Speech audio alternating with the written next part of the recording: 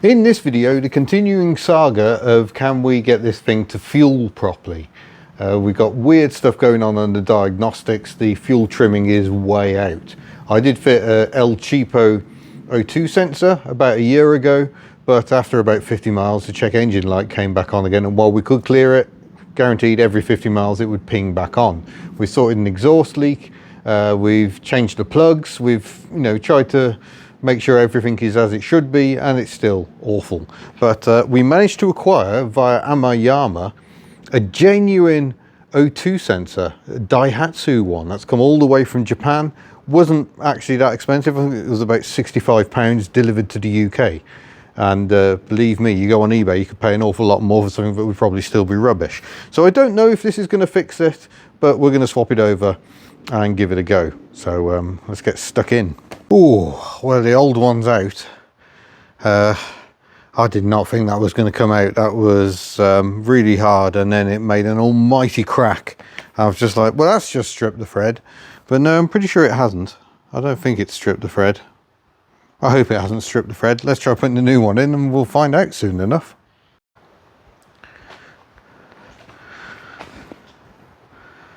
Looks the same. It looks like it's even got some anti-seize on it. But yeah, slightly different hole arrangement, I think. Oh no, maybe the same. And the probe is slightly longer, a little bit, but connector looks the same. We'll just check before we go to the trouble of fitting. Yeah, all looks good. Let's try this one then. And there's the hole.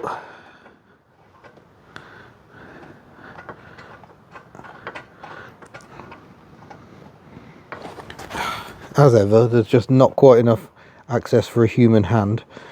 I suppose the Japanese are smaller, so we'll get that tightened up, plug it in, see where we are.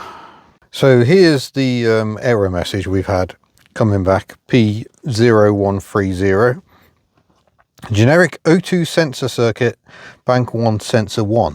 We have just replaced that, so just exit that and we're going to erase the code. Yeah, I'm sure. Turn ignition on, I have done, and we'll wait for that. There we go. So no error message now. We'll just go down to data stream, view all items, wait for that. There we go, and go to the next screen. What we're after is these long and short term fuel trims. Let's see what's going on.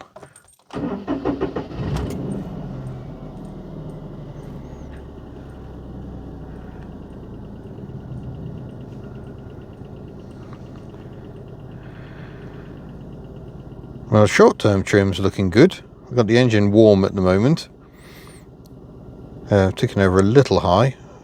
-20 on the long term, but of course the long term has been going on for a while, so that maybe it's now correcting itself. Let's just see what everything else is doing. Intake temperature is 23 degrees. I wish the air temperature was.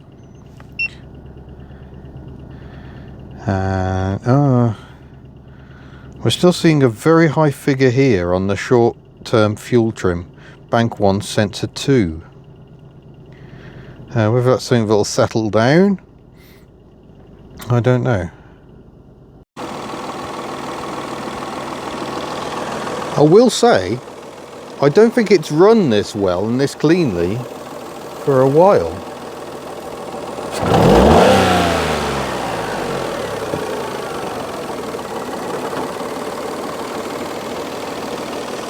Smooth. It's coming down. Don't know, about 5 miles so far. Well, there we go. It's still coming down. It's occasionally going quite high, but it is coming down. We've never seen it below about 60%. So heading in the right direction. Well, I think that's about it, really. I'm sat here looking at the diagnostics. We're not going to get anything more today. So I will keep monitoring it. We'll see how we go. Huge thanks for watching along. Don't forget there's an entire playlist on Project Charade covering the entire year it took us to do an engine swap and things like that. And lovely Daihatsu merchandise is available at the Hubnut store. We've just been sent a photo of some children wearing our new child size chemise shirts, which are bright orange and really colourful, in Sydney, Australia. So that's lovely to see. And yeah, we shall see you soon. And don't forget, Rustival is coming. Farewell. Well, I'm just tacking this onto the Daihatsu video, just because it doesn't really deserve an update in itself, but better. The Berlingo is running. No clatter from a knackered pulley. This is the knackered pulley over here. Don't need the bolt. If we have a look at it, the hint that all is not well is the amount of rusty dust all over this. So that is likely the original pulley. It's certainly been on there a very long time. You can tell by the rust around where the bolt sits. So job done. Let's quickly talk about how that job was done. I'm having to leave her running because the battery's low, and we don't really want to have to get into whole jump starting. Right, let's bring you in for a closer look. So yeah, bit of a pain of a job, and I'm glad I hired someone to do the job for me. It put the price up. He charged 66 quid for his hours work, including the VAT.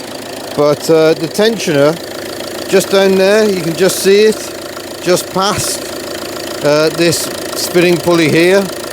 That needs slackening off to get the serpentine belt off. Even that's a pig.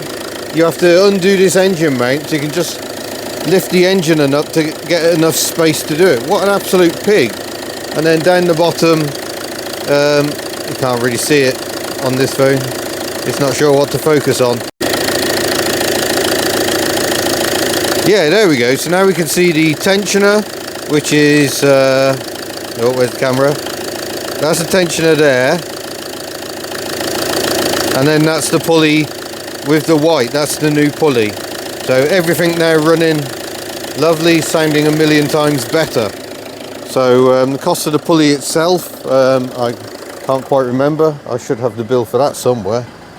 God only knows where. Yeah, I can't remember. I think it was about 80 quid for the pulley, probably with that on top of that. So not particularly cheap, but it was available from the local motor factor. It is the correct pulley, so all is now well. We've had a long wait to get Bella back on the road, but now I have to go and get her tyres because let's pop a bit of lock on. She's worn these ones out very heavily on the shoulders, both sides, so might get an alignment check done as well as new front tyres. There's still enough grip. I think it's probably accounts as legal. There's still 1.6 mil over 75% of the travel, but you're losing so much here. It's like driving a 2CV tyre on a wet day. So we'll go and get some new tyres next. But that is it. Berlingo is back.